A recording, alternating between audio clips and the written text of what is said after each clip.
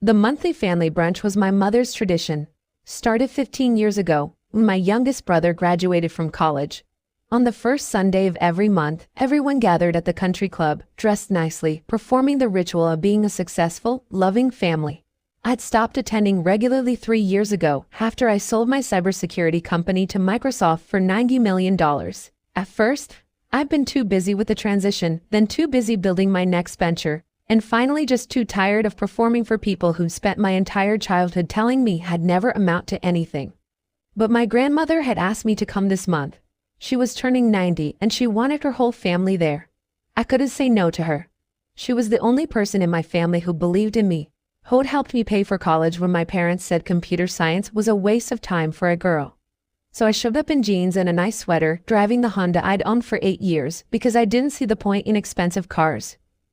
My mother was already holding court at the large table when I arrived, surrounded by my 3 siblings and their families, plus various aunts, uncles, and cousins. "Oh look, the millionaire has arrived," my brother Kevin announced as I approached.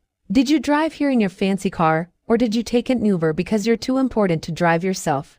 "I drove," I said quietly, taking the only empty seat, which was, predictably, at the far end of the table, away from my grandmother. My sister Melissa laughed. "Let me guess, you still have that ancient Honda. I saw it in the parking lot. Very impressive for someone who supposedly sold a company for millions." "I like my car," I said. "You're an embarrassment," my mother said, not even pretending to lower her voice. "Your sister drives a Mercedes. Kevin has a Range Rover. Even your baby brother has a BMW, and you show up here looking like you shop at thrift stores." "I'm comfortable," I said. "You're comfortable being the disappointment," she corrected. "We tell people you're successful, and then you show up looking like this. How are we supposed to be proud of you?" I'd heard variations of this my entire life. When I was in college studying computer science, they said I'd never get a job. When I got a job at a tech startup, they said I was wasting my potential. When I started my own company, they said I'd fail within a year. When my company succeeded, they said I got lucky. When I sold it for $90 million, they said the buyers were idiots and it wasn't really worth that much. Nothing I did would ever be enough because I didn't perform success the way they wanted me to. I didn't buy luxury cars or designer clothes. I didn't post on social media about my achievements. I just worked, saved money, invested carefully, and tried to build things that mattered. My grandmother caught my eye from across the table and smiled sadly. She knew. She'd always known. Brunch proceeded with the usual performances, Kevin bragging about his sales numbers at his father-in-law's real estate firm, Melissa talking about her husband's promotion at his law firm, and my younger brother Daniel showing off photos from his vacation to Bali, funded entirely by our parents. "What have you been up to?" my Aunt Linda asked me politely. Before I could answer, my mother interrupted. "She sits in her apartment writing code. Very glamorous, very impressive." "I'm developing a new platform for small business cybersecurity," I said. "It's going well." "Still playing with computers," Kevin said. "Some things never change." My mother stood up then, holding her mimosa. She'd had at least 3 already. Her face had that flushed look that meant she was moving from tipsy into mean drunk. "Watch this," she said loudly, drawing everyone's attention. "This is how we treat people who embarrass the family." She walked over to where I sat and poured her entire mimosa over my head. The orange juice and champagne were cold and sticky, running down my face, soaking into my sweater and hair.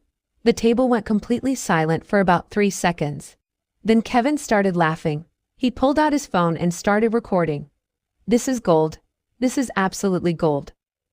Melissa had her phone out too, filming from another angle. Daniel was recording on his phone, grinning. My cousins had their phones up. Half the table was filming me sitting there, juice dripping from my hair. "That's how we treat trash," my mother said clearly, making sure everyone could hear. "People who don't respect themselves or their family."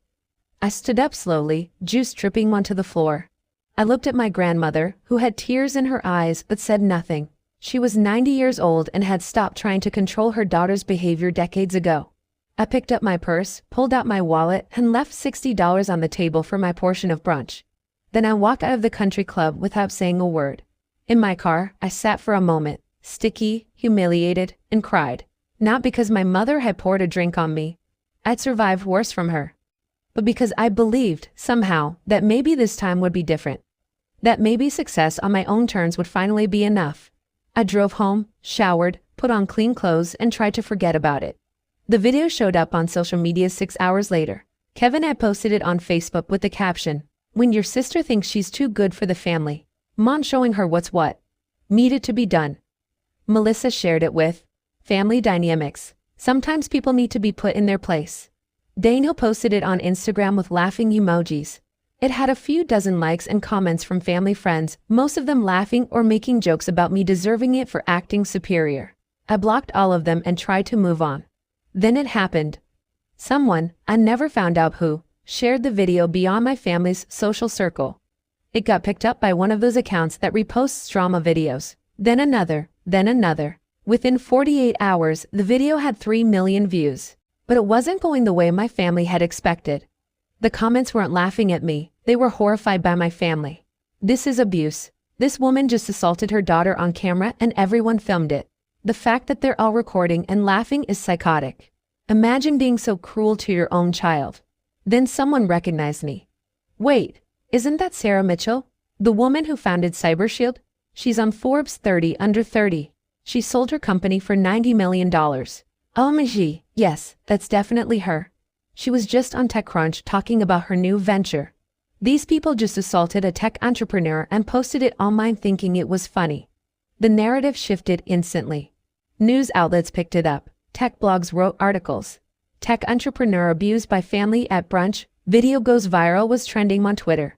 "Family pours drink on Forbes featured CEO," made it to the front page of Reddit. My phone started ringing. PR firms offering to help manage the situation.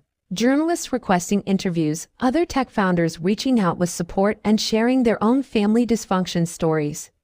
I ignored most of it, but I did issue one statement through my company's PR team. "I appreciate the concern. This is a private family matter. I'm focusing on my work and moving forward." The public backlash against my family was immediate and severe. Kevin's real estate firm started getting negative reviews. "Would you trust someone who films his mother abusing his sister?" Clients began calling his office, asking if he was the person in the video. His father-in-law, who owned the firm, called him into a meeting. Kevin was fired 3 days after the video went viral. His father-in-law released a statement. "We do not employ individuals whose personal conduct reflects poorly on our firm's values." Melissa's husband was a partner at a law firm that prided itself on professional ethics. When the video surfaced showing his wife laughing and filming the assault, the firm's managing partners were not amused. They called him in for a meeting about conduct unbecoming. He wasn't fired, but he was told clearly that his wife needed to delete all social media accounts and issue a public apology.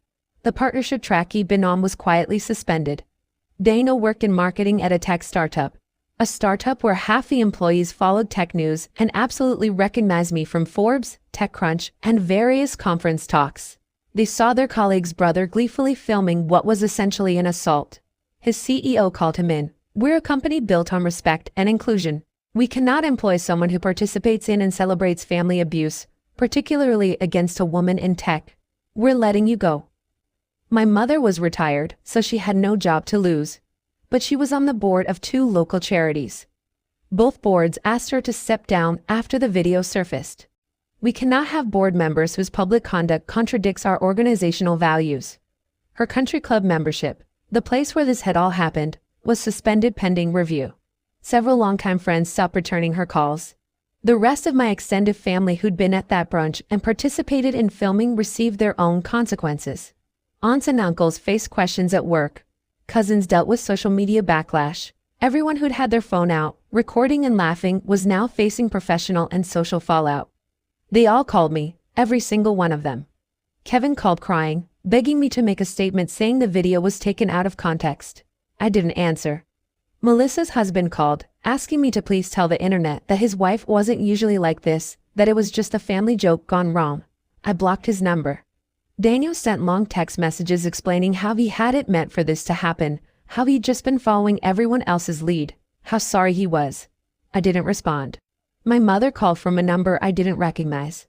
"This is your fault," she said when I answered without thinking. "You need to fix this.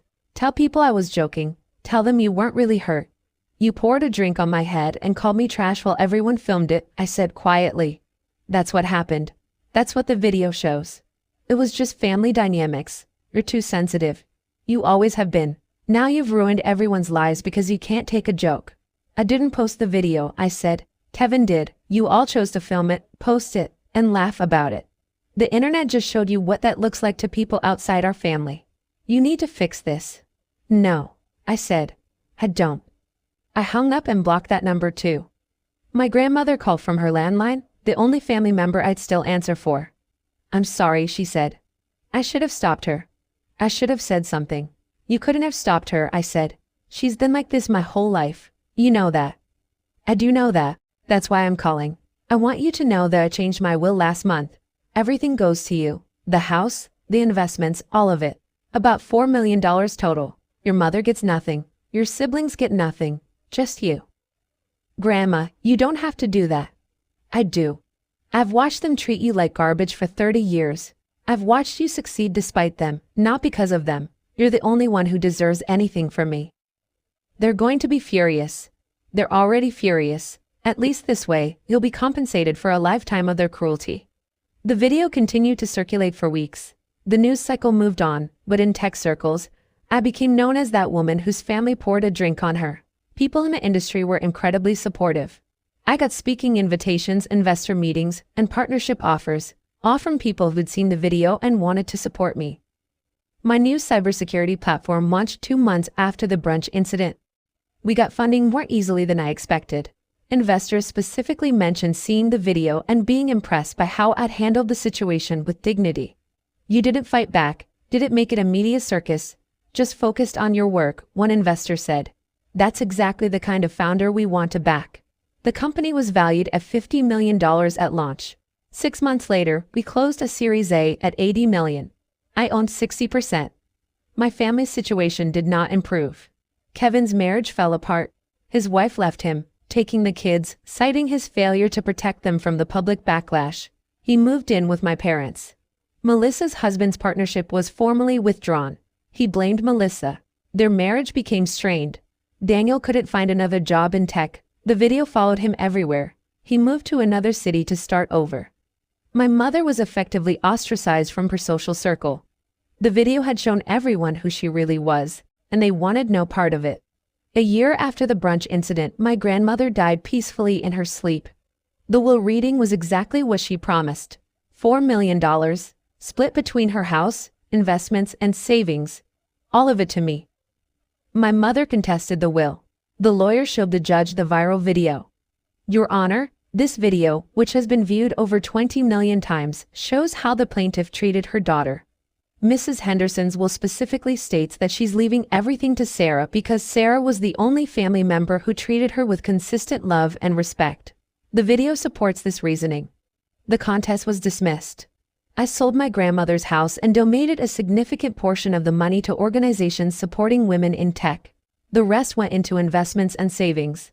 My family stopped contacting me after the will was settled. I heard through distant relatives that they blamed me for everything. For the video going viral, for their lost jobs, for their social ostracism, for the inheritance. They never once acknowledged that they created the video. They'd filmed it, posted it, laughed about it, and called it entertainment. They just never expected the world to see them the way I'd seen them my entire life. For years later, I'm running a successful company valued at over $200 million. I've been on multiple Forbes lists. I speak at conferences about cybersecurity and entrepreneurship. I've built a life I'm proud of. And somewhere, my family is dealing with the consequences of thinking that filming abuse was entertainment, and that posting it online would make them look good. They'd wanted to humiliate me. Instead, they documented exactly who they were for the entire world to see. Sometimes the best revenge is just stepping out of the way and letting people reveal themselves.